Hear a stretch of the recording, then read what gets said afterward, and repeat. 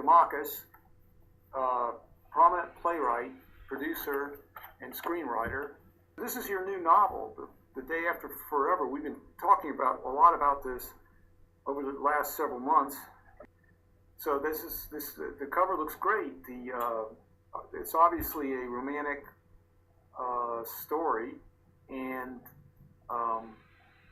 so how do you like how did you get the cover? How did you pick the photo for the cover?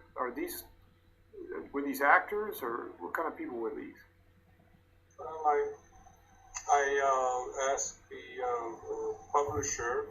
I told them what the story was about, and of course they read it, and they came up with this, which is beautiful, and represents Anna, which is my character, my protagonist, and then Nicholas, an equal protagonist. And so these, she's a strong one. Now, this actor and actress that's on the cover of your book, have they been in any of your plays? And would this be one of the reasons that Ken Bullock, the performing arts critic, thought this might be a good a movie or something? I mean, how does that work? I mean, yeah, I had a similar picture. I mean, cover, which they picked this one. So right. This will make a beautiful cover for a play or a movie. Were you thinking about? See, you're a playwright, and Yes. this is your novel, and it's amazing that right after you self-published this, and right after you did that, you got such amazing reviews from people that are related to movies. That's kind of unusual, really, when you think about it. I mean, do you think because you were a playwright that when you wrote this novel, there's a possibility that in your head, in your mind's eye, you were thinking about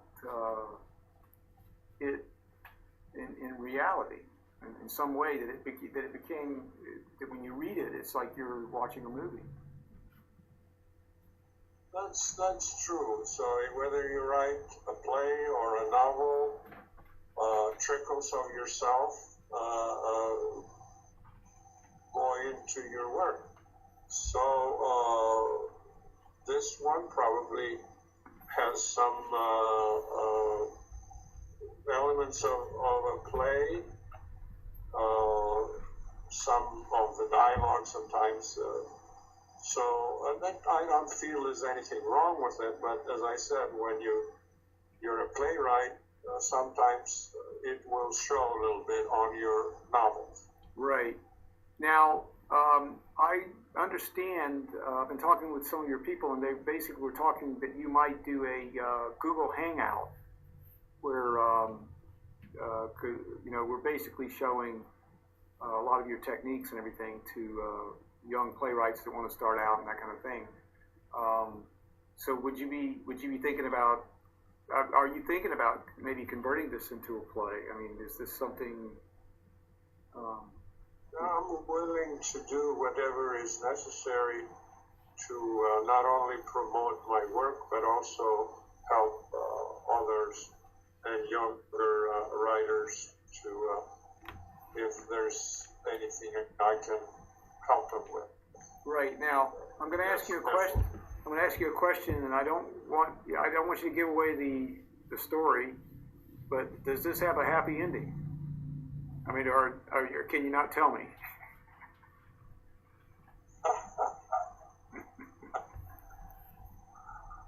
Of course. Would I? Right. Okay. All right, I'll put this down. Okay.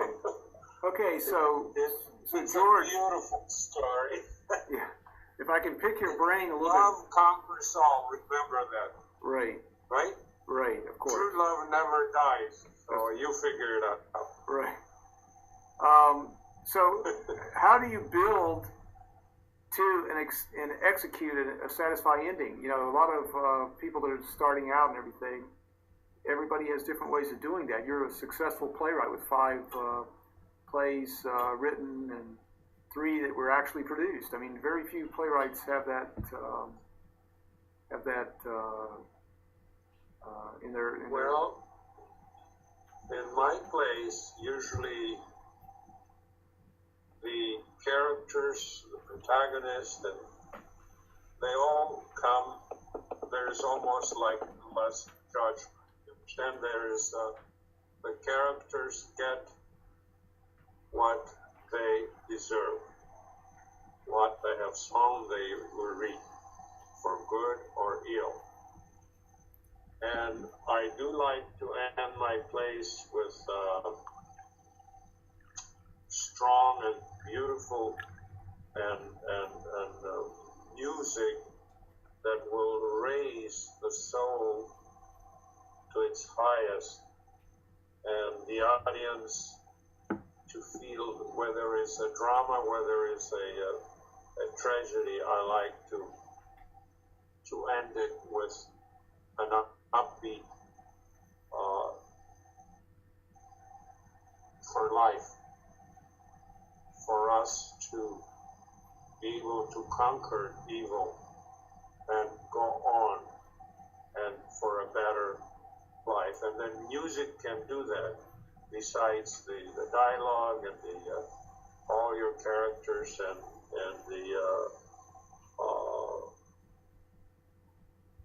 all the work has been done on stage.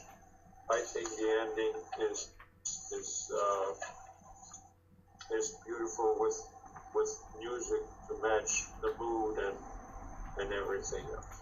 Right. Now, do you make your obstacles tougher and tougher for your hero, your protagonist, or do you do you make them easier and easier? No, my protagonist, or most protagonists that I have, they're going through.